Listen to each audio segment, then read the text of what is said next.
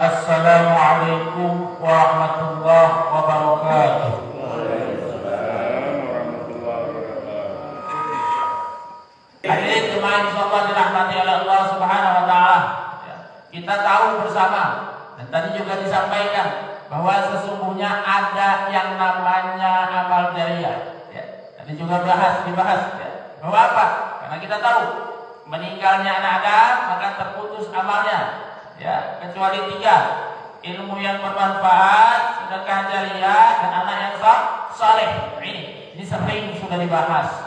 Dan ini bagian daripada amal-amal jariah. Apa itu amal jariah? Yang amal jariah itu adalah amal-amal yang terus mengalir walaupun seseorang hamba tersebut mereka sudah tiada. Jasad bisa dia terkubur, ruh mungkin dia sudah berada di alam barzah, tetapi amal-amal itu terus mengalir, bertambah dan bertambah. Itu namanya amal jariah. Dan bersyukur kita tatkala mendapatkan hal ini dan berharap semoga kita bisa mendapatkan hal ini. Tetapi perlu kita sadari, perlu kita pahami, di dalam Islam tidak hanya sekedar ada yang namanya amal jariah, tapi ada yang namanya dosa jariah. Apa pertanyaannya dosa jariah itu? Ini dosa jariah itu sama seperti amal jariah, yaitu apa? Dosa yang tetap mengalir, dosa yang terus mengalir sekalipun orangnya itu telah tiada, sekalipun orangnya telah meninggal dunia, sekalipun orangnya telah wafat, jasadnya sudah terkubur, ruh sudah ada di alam barzah, tetapi tetap ditimpakan dosa-dosa bagi pelakunya walaupun dia sudah tidak mengerjakan pekerjaan maksiat itu lagi. Nauzubillah summa nauzubillah. Ini jangan sampai ini. Mengapa? Ya, betapa menyedihkan orang yang seperti ini. Sangat sedih. Sementara kita berharap agar kita dapat yang namanya amal jariah, Pak. Mau dapat amal jariah, Pak? Mau. Kita berharap supaya kita dapat amal jariah, tapi ternyata ada orang-orang yang melakukan maksiat-maksiat tertentu yang akhirnya dia masuk ke dalam dosa-dosa jariah, yang akhirnya dia itu justru walaupun jasad sudah terkubur, tapi dosa terus mengalir. Hadirin jemaah insyaallah dirahmati oleh Allah Subhanahu wa taala. Maka pada pagi hari ini, Ahad subuh ini, kita akan bahas yang namanya dosa-dosa jariah. Bagaimana, apa macam-macam dari dosa jariah, dan bagaimana agar kita bisa terhindar dari yang namanya dosa-dosa jariah ini. Ini penting bagi kita. Jangan sampai kita menjadi orang-orang yang muflis, Pak. Tahu Pak muflis, Pak? Ya, bukan muflis tapi muflis, ya. Ini muflis itu bangkrut, Pak. Ya. Jadi orang-orang yang bangkrut, bahaya orang-orang yang bangkrut ini. Salah satunya ya orang-orang yang seperti ini. Dia bukan apa-apa orang muflis, karena Rasulullah pernah bertanya kepada para sahabat, tahukah kalian siapa orang-orang yang muflis, orang-orang yang bangkrut? Sahabat nanya, sahabat jawab, apa? Orang yang muflis, orang yang bangkrut itu orang yang tidak punya dinar, dirham, tidak punya dirham dan dinar. Apa kata jawab Rasulullah? Bukan. Orang yang bangkrut itu mereka yang selama di dunia dia membawa pahala puasa, pahala sholat, puasa dan haji dan lain sebagainya, tapi mereka mencela si fulan, menghina si fulan dan lain sebagainya. Banyak redaksinya. Ini beberapa riwayat. Ini. Maka jangan sampai begitu. Termasuk dalam hal ini dosa-dosa jariah juga begitu. Mungkin dia sholat, mungkin dia puasa, tapi apa? Ternyata dia melakukan ada dosa-dosa jariah yang terus itu dosa mengalir. Maka para ulama ini dalam hal ini perlu kita pahami. Ya, kita pahami, kita harus melihat para ulama, ya, agar kita mengikuti para ulama, agar kita terhindar dari yang namanya dosa-dosa jariah. Dan kita yakin apa? Karena memang Allah Subhanahu wa taala itu catat dari kehidupan kita, tidak hanya sekedar aktivitas dan amalan kita yang kita lakukan, namun juga dampak dan pengaruh dari aktivitas amalan-amalan itu. Dalilnya banyak, Pak. Salah satunya kita lihat ya, ayat ataupun surah yang sering kita baca, mungkin kita sering dengar Allah berfirman, A'udzu billahi samii'il 'aliim minasyaitonir rajiim. Bismillahirrahmanirrahim. Inna nahnu nuhyil mauta wa naktubu ma qaddamu wa atharahum wa kulla syai'in ahsaynahu fi imamin mubin. Surah Yasin. Ini menjadi hujjah, menjadi dalil bahwa apa? Sesungguhnya Allah menghidupkan orang-orang yang mati. Inna nahnu nuhyil mauta. Allah menghidupkan, kami menghidupkan orang-orang yang mati. Wa naktubu ma qaddamu wa atharahum. Dan menuliskan, Allah menuliskan apa-apa yang telah mereka kerjakan dan bekas-bekas yang mereka tinggalkan. Jadi tetap tercatat apa-apa itu semua. Ini menjadi hujah bahwa kalau kita mengerjakan sesuatu, ini nanti akan ada hisabnya. Apa saja itu. Dan ini sudah dibuka. Wa kulla syai'in ahsaynahu fi imamin mubin. Dan segala sesuatu itu dikumpulkan, kami kumpulkan, Allah kumpulkan dalam kitab ya, mubin yang nyata, lauh mahfuz. Maka hati-hati, jangan sembarangan melakukan sesuatu ya yang berdampak, efeknya itu bisa berlanjut terus. Hadirin jemaah insyaallah dirahmati oleh Allah Subhanahu wa taala. Lalu apa sih macam-macam dosa jariah itu? Yang pertama, para ulama mengatakan apa? Mempelopori perbuatan maksiat, Pak. Jadi perbuatan maksiat dia mempelopori. Ya, ini hati-hati ya, mempelopori, melakukan perbuatan maksiat di hadapan orang lain hingga akhirnya apa? Banyak orang yang mengikutinya. Kadang-kadang ada orang berdalih, Pak, alasan, ya orang saya ngakuin sendiri kok, saya kan nggak ngajak-ngajak. Ya salah dia deh. Nah, hati-hati. Iblis juga gitu, Pak, nanti. Ya, di neraka nanti dia gitu alasannya. Mereka manusia kok yang ikut saya. Nah, ini hati-hati. Walaupun dia tidak mengajak, ini mempelopori, maka hati-hati, Pak. Kita mengidolakan sesuatu, lihat ini anak-anak muda, gitu, anak-anak kita mungkin cucu-cucu kita. Ini hati-hati. Kita beritahu mereka, mengidolakan kadang-kadang mengidolakan yang aneh-aneh, Pak ya. Drakor Bu ya. Iya, hati ini ya. Mengidolakan itu artis-artis drama Korea gitu kan. Yang dia mempopulerkan satu hal kemaksiatan, kita ngikut. Hati-hati. Terus akhirnya kita diidolakan oleh orang lain. Nah, ini akhirnya udah. Pertama ikuti artis ya, terus kita jadi populer. Nah, orang lain ngikutin kita. Nah, ini hati-hati, orang lain ngikutin kita. Banyak akhirnya bersambung. Nah, ini hati-hati hal demikian. Ini. Jadi meskipun kita tidak ngajak-ngajak orang lain. Ini. Kenapa? Dikatakan bahwa apa?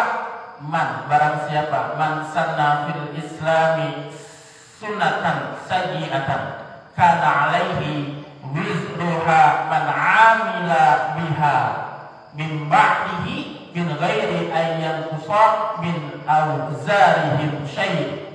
Jadi apa? Barang siapa dia mempelopori satu kebiasaan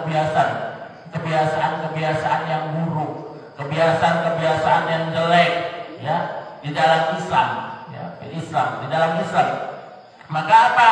Dikatakan maka dia akan mendapatkan satu dosa keburukan itu, dan setiap dosa-dosa orang yang melakukan kejahatan atau kejelekan tersebut tanpa dikurangi sedikit pun dosa-dosa mereka. Hati, Pak. Ini multi level ini, Pak, berarti. Terus bertambah. Ya. Nah, contohnya apa yang seperti ini? Banyak. Salah satunya apa? Para ulama menyampaikan, contoh Pak, kita desain, ada orang desainer pakaian yang terbuka auratnya. Contoh apa? Rok mini lah umpamanya ya. Rok mini. Nah, ini terus ya desain dia nggak ngajak-ngajak, dia cuma itu terus dia posting atau dia pamerkan di mana, di media sosial, di internet dan lain sebagainya. Bagus ya, bagus. Akhirnya apa? Banyak. Nah, hati-hati ini. Atau dia pakai sesuatu yang memang yang tidak baik. Ya ini ya. pakaian-pakaian dia pakai nih, pakai terus dia lihat di depan orang lain, depan umum atau di posting kan pakaian-pakaian apa? You can see, kamu can dapat see, melihat. Ini pakai ini bagus ya, model lagi trendy. Orang lain pada suka. Oh iya kayaknya cocok nih, pakai ini kan. Akhirnya apa? Begitu banyak yang mengikutinya. Ini hati-hati. Ini maka tak sembarangan. Ini dalam hal ini. Jadi apa? Ditiru oleh orang banyak. Akhirnya apa? Kita dapat dosa dari keburukan-keburukan. Walaupun kita nggak ngajak-ngajak, ya. Kita nggak ngajak-ngajak, ya. Tanpa dikurangi sedikit pun. Ya. Lalu apa? Wanita-wanita yang terbuka auratnya di tempat umum. Ini, ya. Dia membuka auratnya, lalu orang lain mengikuti. Kan? Saya nggak ngajak, saya yang buka, dia yang lihat kok. Dia apa? Sama. Hati-hati. Termasuk umpamanya. Ya. Ada orang yang melihat, ada satu wanita membuka auratnya, menggunakan pakaian-pakaian yang terbuka auratnya. Lalu asbab dari melihat wanita tersebut, orang lain berzina. Dia lihat, karena zina ini tingkatan-tingkatannya macam-macam para ulama Pak.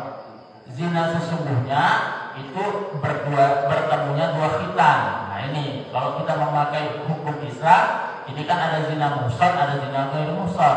Kalau zina muhsan itu orang yang sudah pernah menikah, dia berzina, itu dihukum rajam sampai mati. Kalau dia ghair muhsan, dia belum pernah menikah, dia itu dicambuk 100 kali, lalu diasingkan 1 tahun atau dipenjara 1 tahun. Ini itu kalau mau ikut aturan Islam yang sesungguhnya. Tapi kalau kita sekarang apa Pak? Kalau orang kena tangkap, digerebek, dizina, apa? Dikawinin ya Pak? Iya. Makanya zina makin banyak. Enggak apa-apa. Tangkap nanti juga malah dinikahi. Hati-hati. Kalau ada seorang wanita, dia berpakaian yang terbuka auratnya, lalu ada orang lain itu akhirnya berperilaku maksiat, asbab dari wanita tersebut. Pertama, si wanita itu sudah dosa. Dosanya apa? Dia sudah terbuka aurat, itu berdosa nggak Pak? Buka aurat berdosa. Lalu apa? Ada orang yang asbab dari wanita tadi terbuka auratnya, dia melakukan zina. Si wanita tersebut dampaknya dosanya seperti dosa melakukan zina, walaupun dia nggak berzina. Nggak main-main Pak. Main-main. Dia melakukan zina, kan saya nggak zina Ustaz. Iya, tapi asbab dari kamu. Saya nggak melakukan zina, tapi dia karena asbab itu dari zina yang sesungguhnya sampai zina tahap-tahapan. Karena ada zina mata,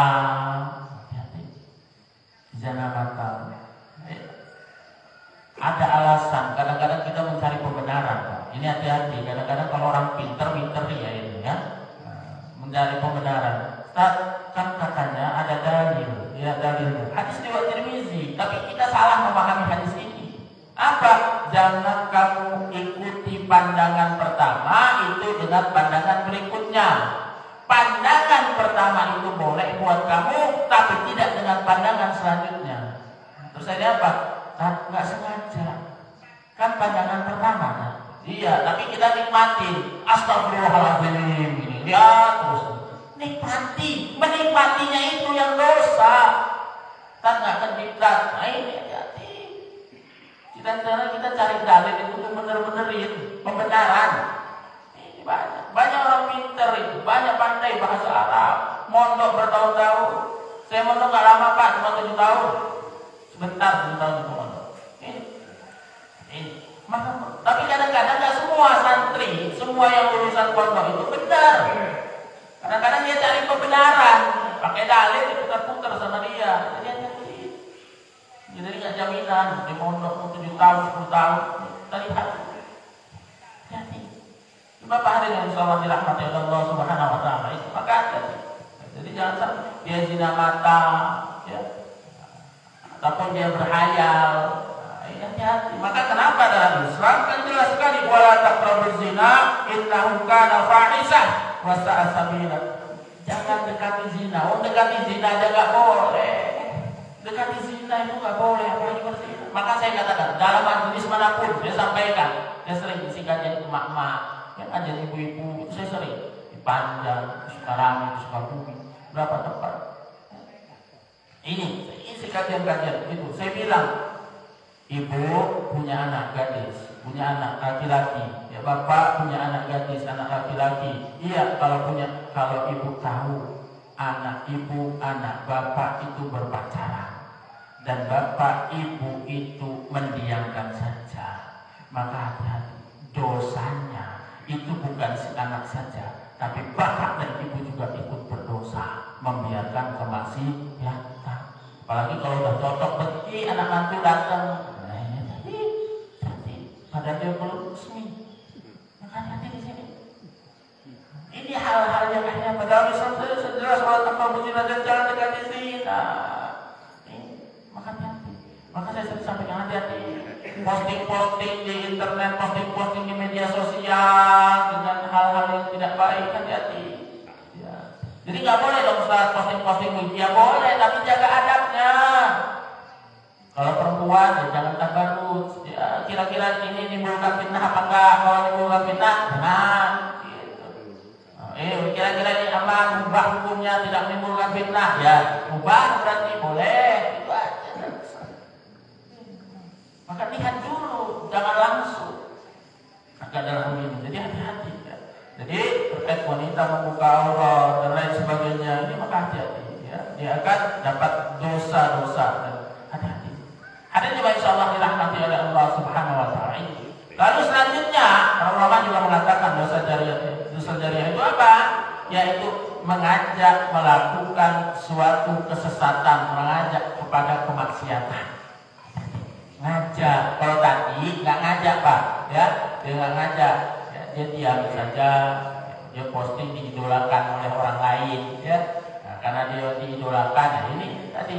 Sementara dia melakukan kemaksiatan tapi nggak ngajak. Yang kedua, dia ngajak melakukan maksiat. Nah ini bahaya lah. Ngajak. Maka hati-hati di sini. Ya. Dalilnya mana? Man da'a ila dhalalah kana 'alaihi minal ismi mislu asami man tabi'ahu la yanqusu dzalika min asabihim syai'an. Jadi man barang siapa ya, da'a dia yang mengajak ila dhalalah kepada kesesatan ya. Jadi ngajak kepada keburukan, kejelekan. Nah ini ngajak siapa? Maka apa? Satu hadis dikatakan dari riwayat Ahmad ya. Maka dikatakan apa? Tatkala dia itu mendapatkan dosa seperti apa? Dosa seperti orang yang mengikutinya tanpa dikurangi sedikit pun. Ngajak. Hati-hati.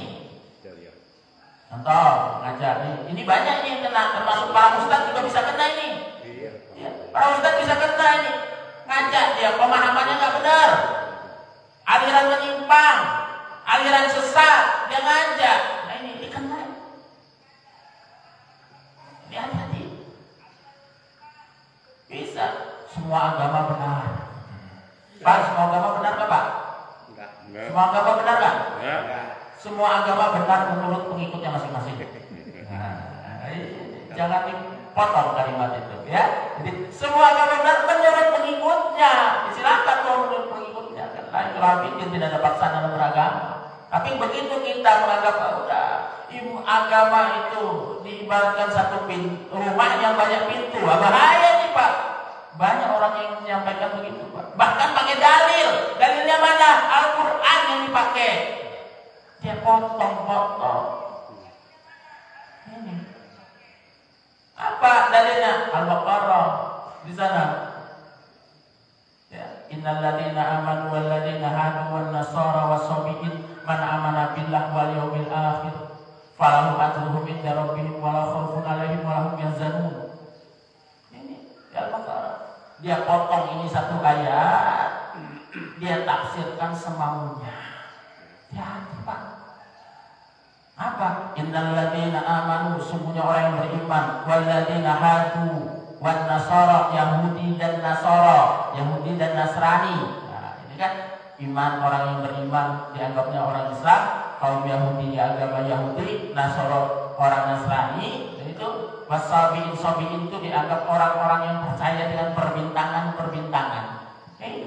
Yang mereka percaya dengan Allah dan hari akhir, maka apa? Falahum ajruhum inda rabbihim, mereka akan dapat pahala dari Tuhan mereka. Walau khaufun alaihim wa lahum yahzanun, mereka itu tidak perlu takut, mereka tidak perlu bersedih hati. Ini diartikan semau mereka sendiri bahwa semua agama sama. Waduh, rusak Pak kalau ini. Ini masuk nih, dia ngajak kepada kesesatan. Iya, ngajak kepada kesesatan. Jadi hati-hati. Menyampaikan sesuatu perlu ilmu. Iya, menyampaikan sesuatu perlu ilmunya. Nah, bagaimana kalau kita belum tahu ilmunya? Cukup ngajak ini, yuk kita ngaji. Di mana di Baitul Maqdis? Mana ini? Oh ini apa? Kalau mau tahu mana dalilnya? Mana dalilnya? Mau tahu dalilnya? Yuk datang di pengajian. Nanti ketemu dalilnya. Gitu aja Pak kalau kita belum tahu. Nah, iya.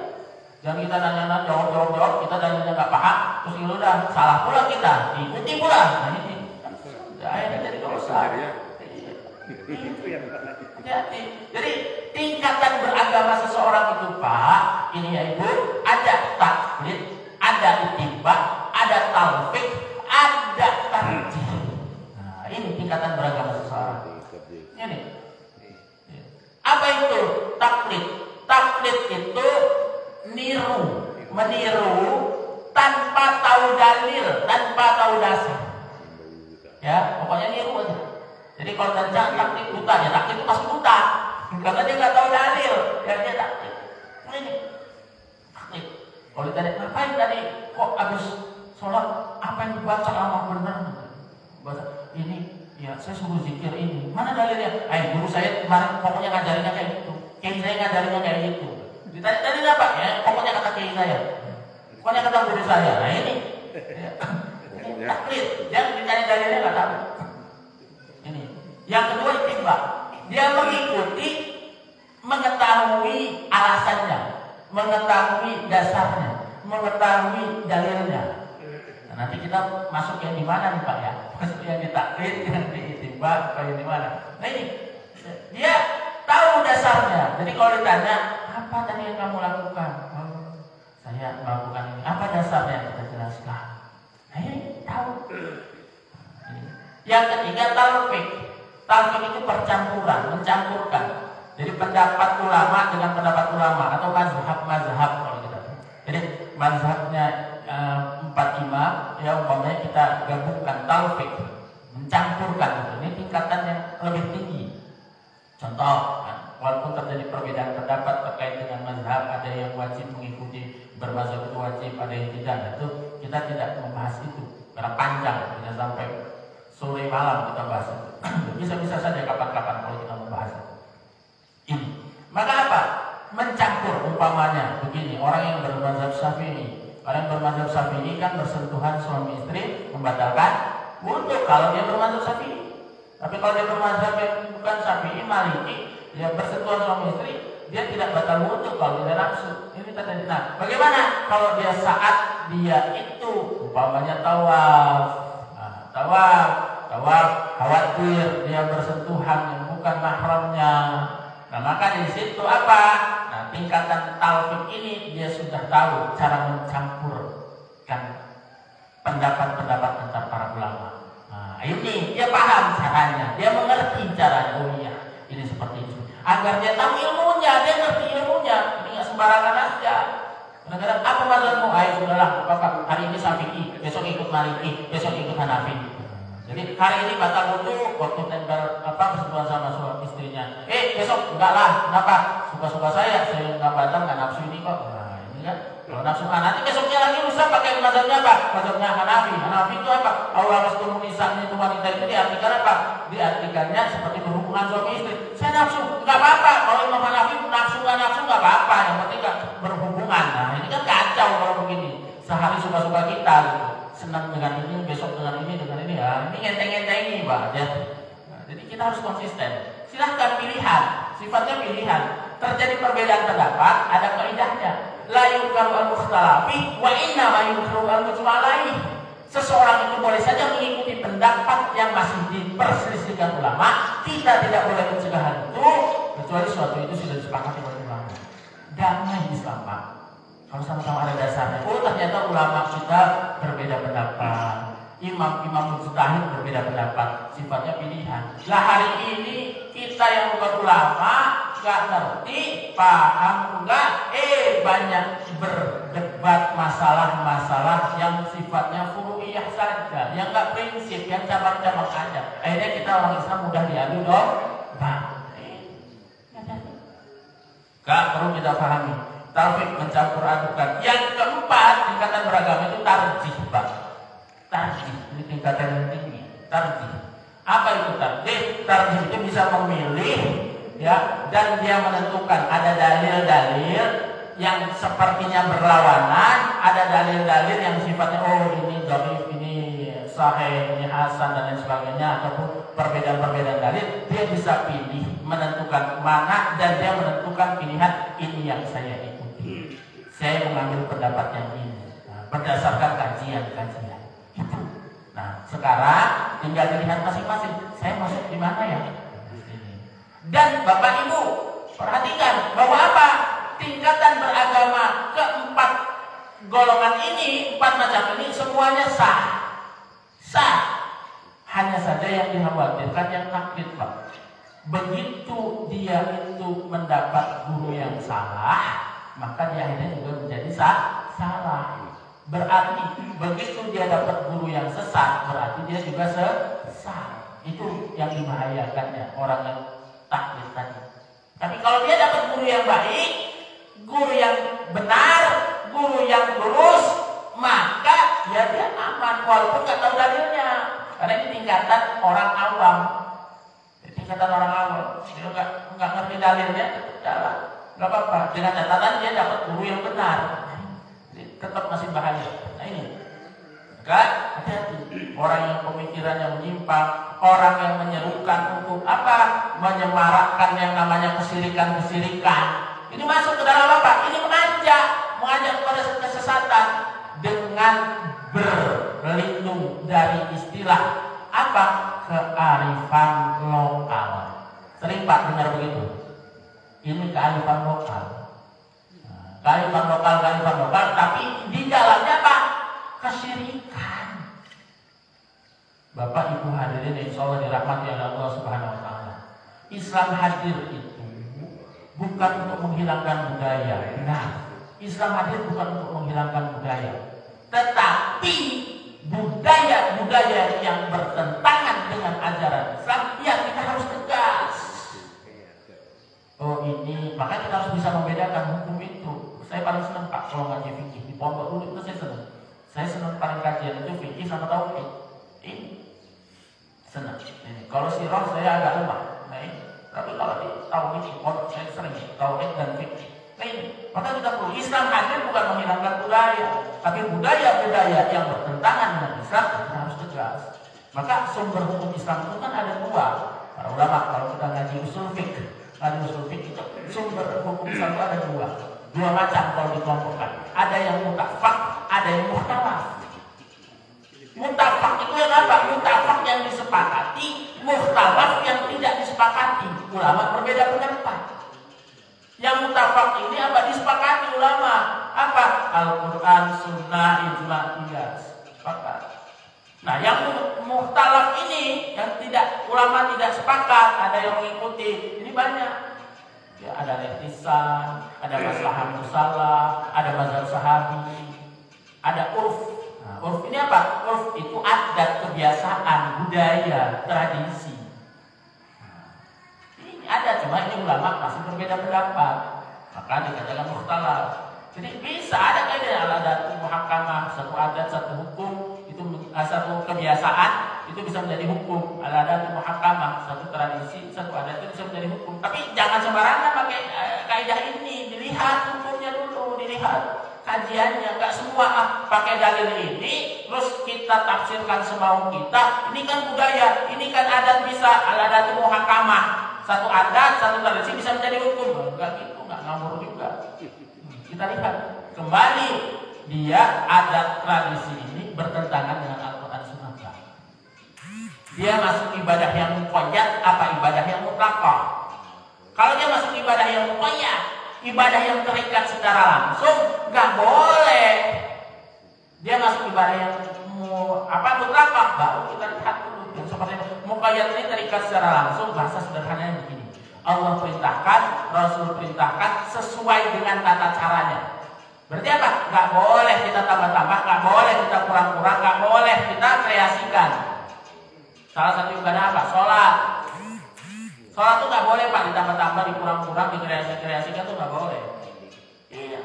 Sallu kama ra'aitumuni usolli. Sholatlah sebagaimana melihat aku sholat. Maka nggak boleh nambah-nambah. Definisi sholat itu doa. Definisi sholat secara istilah perbuatan yang dimulai dari takbiratul ihram diakhiri dengan salam. Nah ini nggak boleh itu kita tambah-tambah. Mohon maaf, umpamanya pakai sholat dua bahasa. Tambah-tambah maaf orang Padang umpamanya. Allahu Akbar tambah Allah kan gadang umpamanya. Nah ini maka hati-hati ya. Atau ditambah-tambah yang lain yang tidak ada contoh. Nah itu nggak boleh. Nambah-nambah yang tidak ada contoh dari siapa? Dari baginda Nabi Muhammad SAW. Nggak boleh. Haji itu ibadah yang muqayyad. Ya nggak boleh karena kita haji lama antri Pak, ada jamaah saya itu ya ke rumah waktu itu suami istri datang, Ustaz Pak saya baru daftar haji tahun lalu, daftar antrinya 20 tahun Pak. Nah itu maka jangan gara-gara itu akhirnya Pak waduh gimana ya, adalah kita hajinya di mana, situ saja di Islamic Center, lah nanti muter tawaf sendiri, nah nggak benar. Maka hal-hal demikian perlu kita pahami. Ya. Tapi ada ibadah yang dia mutlaqah, tidak terikat secara langsung. Nah, tidak terikat secara langsung ini ada ijtihad. Nah, ijtihad inilah yang muncul. Contoh zikir. Zikir itu silahkan Pak, jangan marah-marah kalau ada orang zikir 3 kali. Oh kamu zikirnya sebentar amat cuma 3 kali. Saya 33. Biarkan kalau tidak ada talbis di dalamnya, tidak ada percampur adukan antara hak dan batil di dalamnya. Ada yang zikirnya 100 kali. Setelah itu ibadah, silakan berzikir selagi tidak ada talbis, percampur adukan antara hak dan batil. Nah ini perlu kita pahami di sini. Maka kita pahami di sini. Jangan sampai akhirnya hal-hal yang seperti ini menjadi hal-hal yang tidak baik. Nah ini perlu kita pahami. Jadi hadirin coba insyaallah dirahmati oleh Allah Subhanahu Wa Taala. Maka mengajak melakukan satu maksiat, satu kesesatan itu termasuk dari yang namanya dosa jariyah. Kesirikan tadi. Bahasanya ini Maulid Nabi dipakailah berkah, rebutan sesuatu yang berkah. Ada Pak ya di daerah ya, kearifan lokal ya. Ngalah berkah, ya akhirnya ada apa ya kayak hubungan itu kan rebutan, nah, itu kan akhirnya apa? Ada di situ akhirnya satu tradisi yang akhirnya apa? Habis orang menilainya atau doa bersama di pinggir pantai ngelarung umpamanya kan? Zikir dia bener Pak, zikir. Ada kepala kerbonya jadi apa? Tumbal. Ya saji itu apa? Supaya aman buang di laut umpamanya. Nah ini hati-hati, yang mimpin juga Ustaz Kiai Haji. Kami Ustaz hati-hati ya. Orang taunya apa? Zikir, orang taunya kirim doa, orang taunya apa aja. Ada talbis, ada percampuran antara hak dan batil. Kalau dia cuma berdoa saja, mohon ampun, doa kepada Allah supaya dihindari dari musibah, ya sah-sah saja kalau itu. Tapi kalau sudah ada talbis, percampur adukan antara hak dan batil, dan itu dipopulerkan, mengajak orang lain nggak apa ini begini, akhirnya menjadi satu. Nah dia ini pelopornya nanti yang bakal kena. Maka jangan coba-coba seperti itu. Kita diikuti orang, akhirnya seperti itu. Ngajak, alasannya kan kearifan lokal dan lain sebagainya. Ini kan budaya, ini tradisi. Lihat tradisi yang mana? Tradisi yang bertentangan dengan aturan syariat ya harus tegas. Nah ini maka ada cuma insyaallah dirahmati Allah Subhanahu Wa Taala. Waktu kita terbatas, sebenarnya banyak sekali. Tadi disampaikan banyak, ada kita tanya dan saya paling senang Pak dengan adanya tanya jawab. Seorang dai yang baik itu jangan sampai dia datang terus membingungkan umat. Ini karena dakwah itu adalah menyatukan, membina ikatan-ikatan hati. Jadi sarjana S1 saya dakwah, Pak. S2 saya bukan dakwah, sarjana S2 saya pendidikan. Nah ini, maka dalam hal ini jangan sampai keluar dari sini, ini ustadznya aliran mana ini, begini hanya cocok saya lah. Nah, ini hal-hal begitu kan? Ya, waktu kita terbatas, maka silakan. Jika ada pertanyaan-pertanyaan, silakan. Saya mulai dari mohon izin, jadi ini langsung aja antara budaya tadi. Kebetulan saya waktu kecil itu menyaksikan adat di keraton Jogja maupun keraton Solo. Nah itu kalau sudah rebutan tadi yang dibilang ala berkah.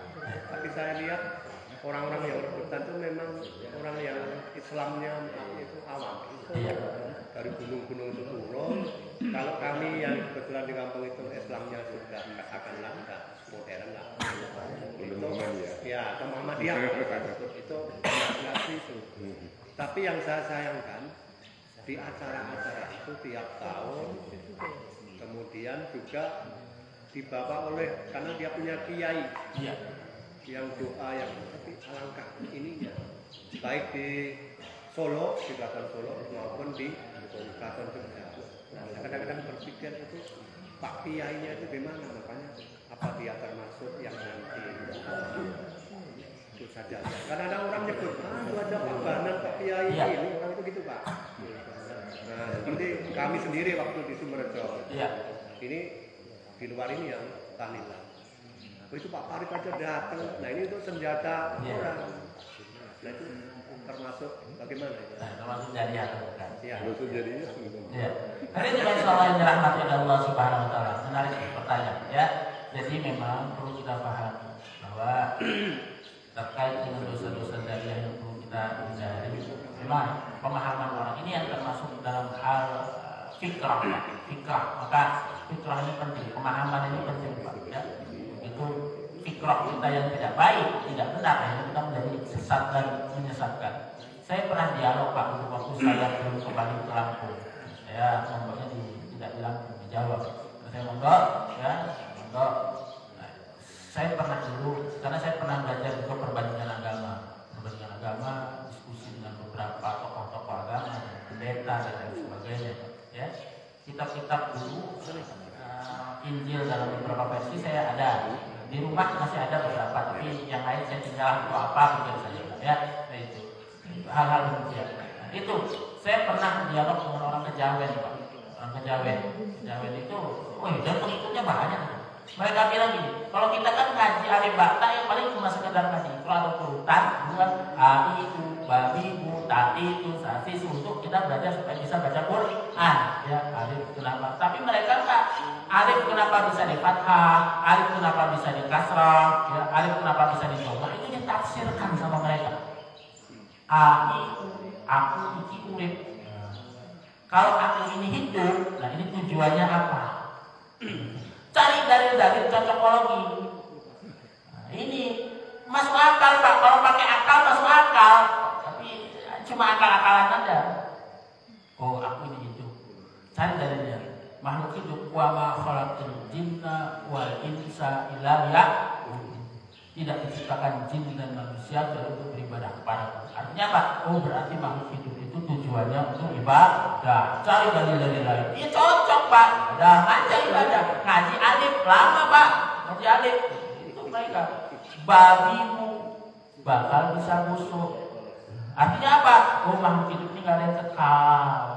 Yang kekal itu Allah. Allah yang maha hidup, tidak mati-mati. Sementara makhluk hidup pasti mati. Cari dalilnya. Salah satu dalilnya kullu nafsin dha'iqatul maut. Cocok nggak Pak? Cocok. Cari dalil lagi. Banyak pengikutnya Pak di sana Pak. Kalau kita terjebak, kita bisa membenarkan. Oh iya ya, bener juga ya. Nah ini bahaya nih Pak kalau begitu. Bener juga ya. Lalu apa? Lalu tadi itu, nah, ini takon yang tua bertanya kepada yang lebih tua. Nah ini Cari dalilnya juga ada di Quran. Tapi dalil cocokologi lagi. Apa? Fas'alu ahla dzikri in kuntum la ta'lamun. Maka bertanyalah kepada orang yang mengerti, yang paham. Kalau kita belum mengerti, belum paham, cocok apa? Cocok. Tapi nanti ke belakangnya kamu semua. Ini, nah itu tadi. Kenapa banyak kiai, banyak ustadz, banyak yang lain ikut? Ya karena fitrah tadi, pemahamannya. Pak, yang anggap dia itu umpamanya semua agama benar itu ngerti bahasa Arab nggak Pak? Pintar mereka, mondok kadang-kadang Pak. Kalau mondoknya nggak cuma di Indonesia kan, luar negeri dia, Timur Tengah juga kadang-kadang. Tapi fitrah tadi, maka penting. Jangan silau, begitu melihat nama, gelar di belakangnya LC, oh LC ini pasti benar. Nah, belum tentu Pak, lihat fikrahnya. Kadang-kadang kita masih silau begitu, melihat LC. Nah, saya nggak LC Pak, saya di pondok ini di Jombang. Saya di Institut Islam Manasik Masyari di Jombang. Nah ini. Tapi kami mengikuti bagaimana kata kami ngaji kitab-kitabnya Hadratus Syekh Hasyim Asy'ari. Jadi perlu pahami kalau bagaimana akidahnya Hadratus Syekh Hasyim Asy'ari. Baik Pak. Dan Hadratus Syekh Hasyim Asy'ari dengan Yai Ahmad Dahlan itu satu guru kalau kita belajar sirahnya, belajar sejarahnya. Cuma kadang-kadang di bawah ini yang nggak paham, membentur-benturkan. Kalau kita ngaji, saya ngaji beberapa kitabnya, resmi kitab aslinya, kitab bagus secara kita. Maka perlu kita pahami sana dan silap karena ini lagi perlu kita pahami. Jadi kadang-kadang kita masih melihat figur. Tadi oh iya itu ustadz itu kalau ustadz di daerahnya ikut itu saya ikut dia. Nah ini hati-hati. Maka tadi tingkatan beragama itu kan ada taklid, ada dia ittiba, ada talfik, ada tarjih. Nah yang taklid ini dia masih selamat kalau dapat guru yang benar. Tapi begitu di situ gurunya sesat ya dia ikut sesat. Karena dia lihat itu Pak Yai itu. Dia lihat bunyai nggak pakai jilbab. Ada suruh pakai jilbab itu bunyai aja nggak pakai jilbab. Nah ini dia nggak lihat lagi Al-Qur'annya. Dia nggak lihat lagi perintah dari Allah dan Rasulnya, tapi dia lihat sosok di situ. Ya, akhirnya apa? Hulun, berlebih-lebihan, mengkultuskan. Ini hati-hati. Dan kebanyakan masyarakat kita itu masih banyak yang seperti itu. Nah, tugas kita sekarang untuk dakwah, dan dakwah itu nggak bisa sendirian, Pak. Dakwah itu harus berjamaah. Jamaah dakwah. Jadi saya selalu sampaikan, jangan sampai kita itu memperuncing masalah-masalah yang remeh, masalah-masalah kuliah, masalah-masalah yang tidak prinsip, yang ulama sudah selesai membahasnya dahulu. Nah ini, maka saya senang Pak, saya dulu tahun 2006 Pak, saya mengikuti muzakarah ulama se-Sumatera di Palembang. Ya, gitu. Banyak dari tokoh-tokoh itu banyak. Ada orang yang berlatar belakang Muhammadiyah yang datang, walaupun dia tidak mewakili Muhammadiyah, tapi mewakili pondok pesantrennya, mewakili organisasi lembaga yang dia pimpin. Nah, saya bertemu dengan beliau dari latar belakangnya Muhammadiyah, tapi tidak mewakili Muhammadiyah. Nah, ada yang berlatar belakang dari NU, ada yang berlatar belakang dari yang lain banyak, walaupun ada yang tidak mewakili atas organisasinya. Berkumpul, ya, kita berkumpul 3 hari saja. Pak, itu luar biasa Pak.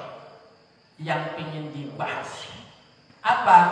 Ingin menerapkan syariat Islam levelnya Sumatera melalui perda-perda. Jadi kita akan bagus Pak. Saya pikir saya ini masih muda waktu itu, 2006 masih muda. Sekarang ya semudah juga lah ya. Saya itu pikir saya banyak yang senior, banyak yang lebih mampu, ya ilmunya lebih tinggi. Nah, saya pikir ini bakal bagus Pak, tapi ternyata tadi karena masing-masing kelompok masih meninggikan egonya masing-masing, akhirnya apa? Nggak maksimal itu Pak, nggak maksimal.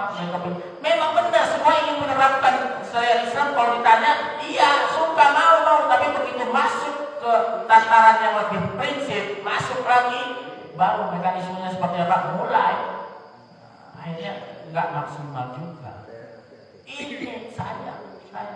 Maka tadi fikroh itu penting. Jadi lihat lagi, kembalikan kepada Al-Quran dan Sunnah. Ya, kembalikan kepada Sunnah. Ijma. Ya, kalau kias ulama beda pendapat, ada yang mengambil, ada yang tidak. Wallahu a'lam bishawab. Ya. Ada lagi mungkin satu. Ya. Ibu-ibu Tentang ibadah.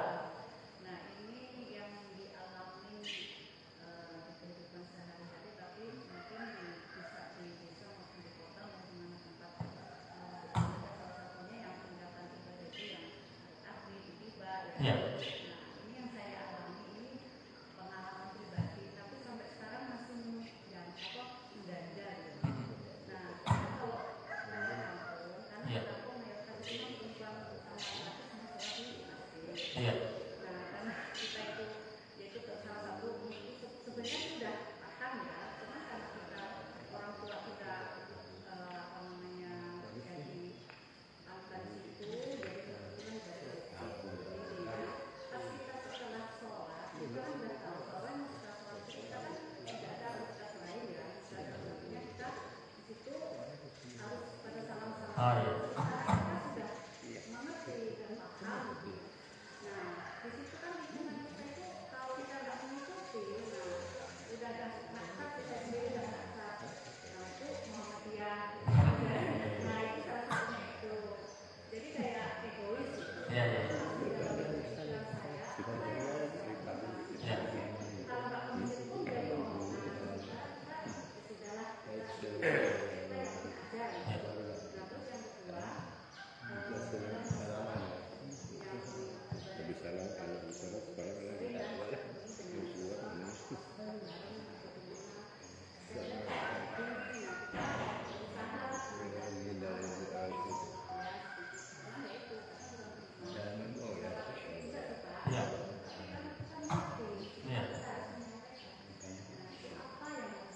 Kita lakukan ya.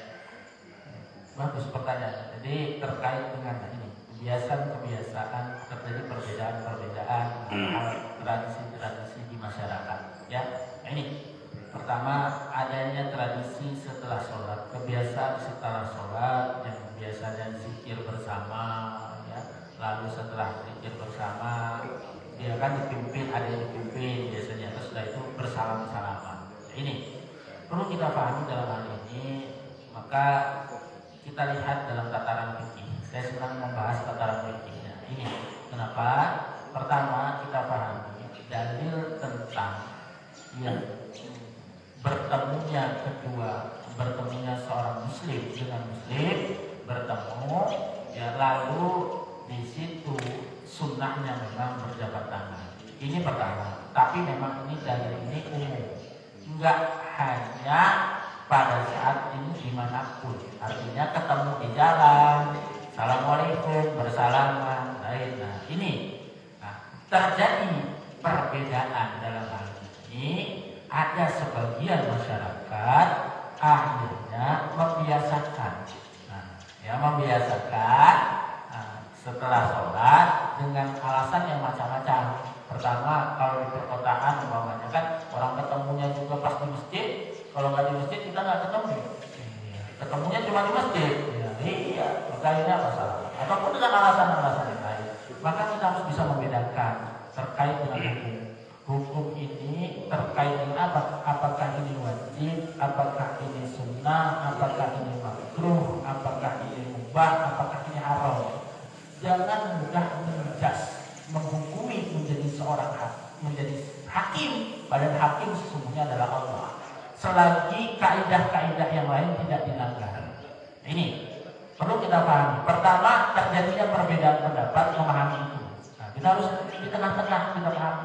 Oh, ternyata memang ada dalil bersalaman, walaupun jujur bersalaman ini sifatnya umum, enggak pada saat harus diharuskan. Maka perlu kita pahami hukum secara fikihnya mubah. Yang bisa menjadi haram kalau dia memfatwakan wajib. Nah, kalau nggak salaman menjadi dosa. Nah, itu salah. Nah, ini. Tapi kalau sekedarnya dan menghormati seseorang itu lebih baik. Contoh, kita biasa zikir umpamanya ibu-ibu, bapak-bapak habis sholat biasa zikir sendirian. Ya, begitu sudah assalamualaikum warahmatullah, assalamualaikum warahmatullah, kita kesan di sholat di masjid. Tiba-tiba Pak, Ibu, ada yang setelah sholat sebelah kita nyalamin, nyenggol, ngajak salaman. Nah, posisinya akan lebih baik. Ini kita dalam tinjauan adab. Ya adab, ada pokok ini ada lebih tinggi daripada ilmu. Terima salaman, jangan kita bid'ah. Dakwah itu nggak nyampe Pak. Dakwah itu membina ikatan hati. Pak, kita perlu coba lihat kenapa pesan-pesan kita hari ini nggak sampai kepada objek dakwah kita. Jangan-jangan kita belum dekat dengan mereka. Ini, maka kita lihat ajak, rangkul, pelan-pelan dibenahi. Pelan-pelan. Maka kita maka lihat, oh ini satu perkara yang mubah kok nggak apa-apa. Jadi tidak dulu, tidak berlebihan. Jadi dalam kondisi-kondisi tertentu, dakwah yang menyampaikan lama dong. Ya lama, Rasulullah berdakwah 23, hampir 23 tahun. Tapi kita juga ada remnya, ada rambu-rambunya. Ini kira-kira masuk tataran hukum mana? Oh ini mubah, oh boleh. Oh ini haram, jangan. Maka kita lihat itu. Jadi sebatas itu, lagi pula pas pulang kampung kan nggak sering-sering. Umpamanya darah apa? Ya sudah ikuti. Sama. Jangan gara-gara umpamanya. Saya nggak mau lah di belakang imam yang dia itu pakai turun-turun aja. Makmum imam itu ditunjuk untuk ditaati. Makmum itu paling enak. Makmum itu paling enak. Jangan dia saya biasa kunut, imam gak kunut, saya mau kunut sendirian. Nah, ini nggak boleh.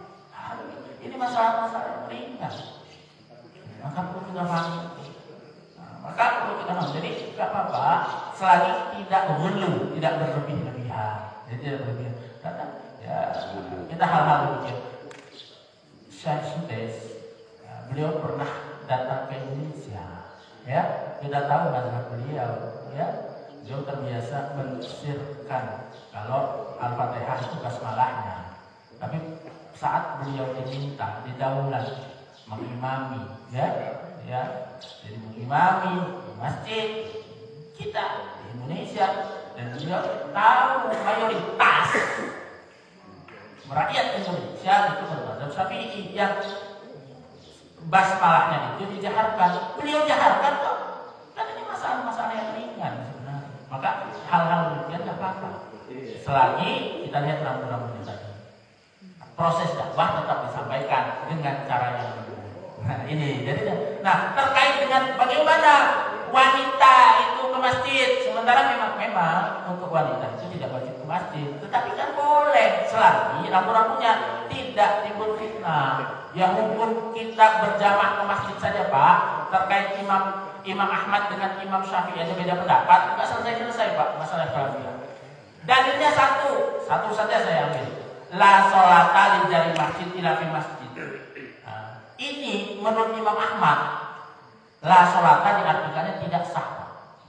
Kata Imam Ahmad, la sholata tidak sah ya orang yang bertetangga masjid. La sholata li jari masjid ila fi masjid, kecuali dia sholat di masjid. Jadi kalau mengambil pendapat Imam Ahmad, laki-laki dia nggak sholat di masjid nggak sah. Tapi apa? Terjadi perbedaan pendapat. Imam Syafi'i mengatakan la sholata di sana bukan berarti la nafi, bukan di situ, bukan la maksudnya larangan. Di situ itu kesempurnaan maknanya. Artinya la sholata di sana tidak sempurna. Karena apa? Karena ada keutamaan dari berjamaah itu. Dan utamanya banyak. Maka dalam hal ini terjadi ikhtilaf. Kalau kita yang bukan ulama akhirnya saling menyalahkan, ini bahaya. Tinggal ikut aja, saya senang ikut pendapat Imam Syafi'i. Ya sudah, konsisten mengikuti itu. Pelajari bagaimana cara beragamanya Imam Syafi'i. Nah ini. Saya ikut pendapatnya Imam Malik. Jadi demikian. Silakan. Oh, Imam Ahmad silakan. Allah alam bisawab. Jadi boleh perempuan selagi tidak timbul fitnah, ya ikuti saja. Tidak tabarruj. Wallahu alam bisawab. Cukup? Cukup. Alhamdulillah. Mudah-mudahan yang sedikit ini bisa bermanfaat. Mohon maaf atas segala kekurangan. Ada satu kata hikmah, Pak. Ini bukan hadis, kata hikmah, ya. Ilmu yang sedikit dibarengi dengan amal itu lebih bermanfaat daripada banyaknya ilmu tidak dibarengi dengan amal.